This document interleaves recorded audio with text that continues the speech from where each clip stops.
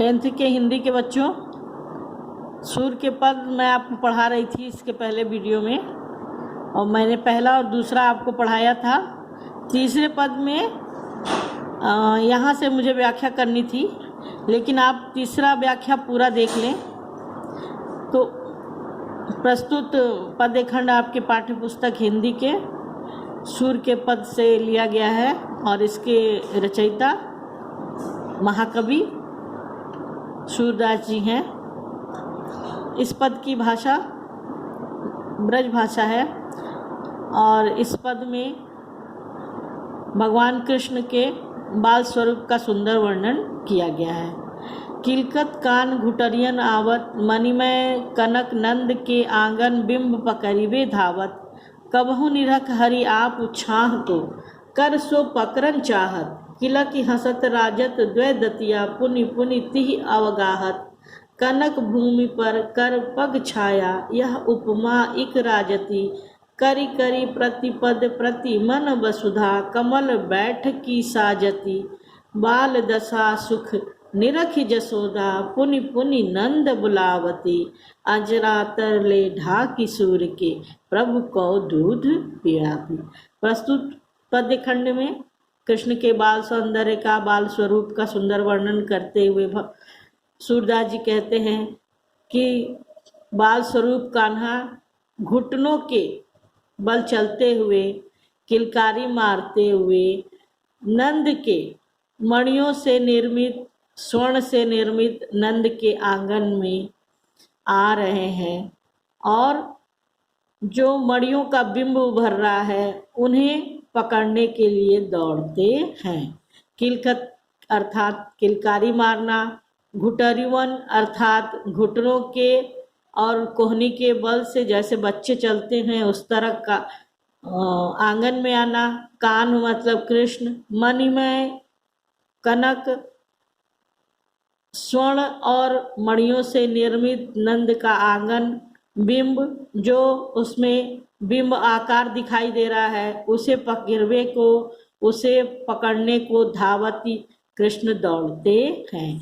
कबहु निरख हरि आप छाह को, कभी हरि अर्थात कृष्ण अपनी ही छाया को, अपनी ही प्रतिबिंब को देखते हैं और कर सो पकड़न चाहत, कर अर्थात हाथ, और अपने हाथों से उस छाया को पकड़ना चाहते हैं। किला की हसत राजत द्वै दतिया, पुनि पुनि तिव अवगाहत, और कभी कभी वो कृष्ण किलकारी मारकर जब हंसते हैं तो उनके आगे के दो, द्वै अर्थात द्वै, दो, और दतिया मतलब दांत, उनके आगे के दोनों दांत अत्यंत सुंदर लगते हैं, सुशोभित होते हैं। पुनि पुनि तिव अवगाहत, और कृष्ण बार बार यही करते हैं।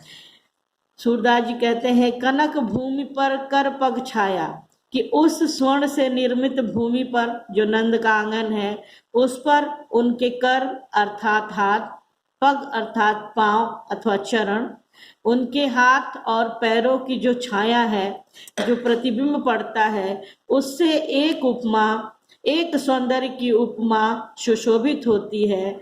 ऐसा लगता है जैसे करी करी प्रतिपद प्रति मन वसुधा, जैसे प्रत्येक चरण के लिए, प्रति मतलब प्रत्येक, पद मतलब चरण के लिए, भगवान के प्रत्येक पद के लिए, प्रत्येक चरण के लिए, प्रत्येक पैर के लिए, प्रतिमणि प्रत्येक मणि पे वसुधा जी ने अर्थात इस पृथ्वी ने कमल बैठकी सजा दी है, उनके कमल के समान सुंदर बैठकी सजा दी हो।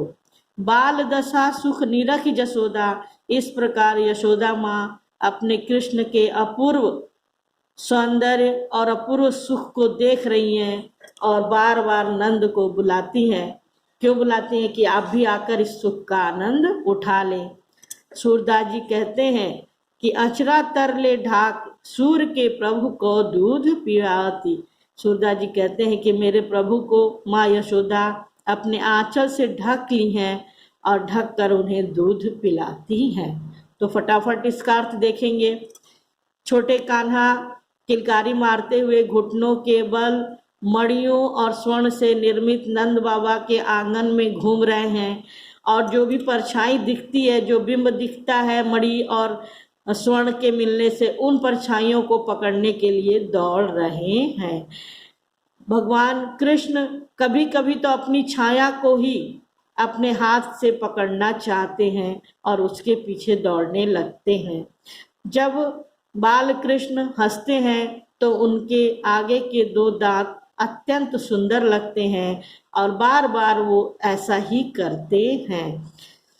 इस प्रकार ऐसा लगता है उस स्वर्ण की भूमि पर कृष्ण के हाथ और पैरों की जो छाया है उससे एक अनुपम सौंदर्य चारों ओर विराजमान है। ऐसा लगता है जैसे वसुधा ने, जैसे पृथ्वी ने प्रत्येक भगवान के प्रत्येक चरण के लिए प्रत्येक मणि के रूप में उनके कमल के समान सुंदर बैठकी सजा दी हो। अर्थात भगवान उस कमल के रूप के समान जो बैठकी है उस पर वो विराजमान होंगे। इस प्रकार उनके सौंदर्य को देखकर, बाल दशा के सुख और सौंदर्य को देख माता यशोदा देख रही हैं और अपने पति, अपने पुत्र को देखने के लिए नंद बाबा को बार बार बुलाती हैं। सूरदास जी कहते हैं, ऐसे अपूर्व सौंदर्यवान मेरे प्रभु को माँ यशोदा अपने आंचल के नीचे लेकर ढक रही हैं और ढक कर उन्हें दूध पिलाती हैं। 4 नंबर पद्य।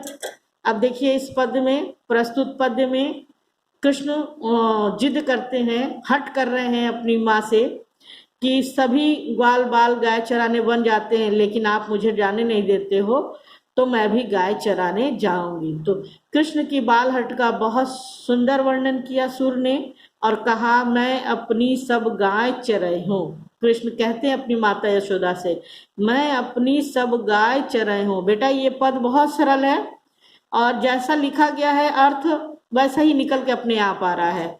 प्रातः होत बल कै संग जय हो, तेरे कहे न रह हो, ग्वाल बाल गाइन के भीतर न कहु डर नहीं लागत, आज जो न सो नंद दुहाई रैन रहोंगो जागत, और ग्वाल सब गाय चरही हैं मैं घर बैठो रहो, सूर श्याम तुम सोई रहो, अब प्रात जान मैं देहूं।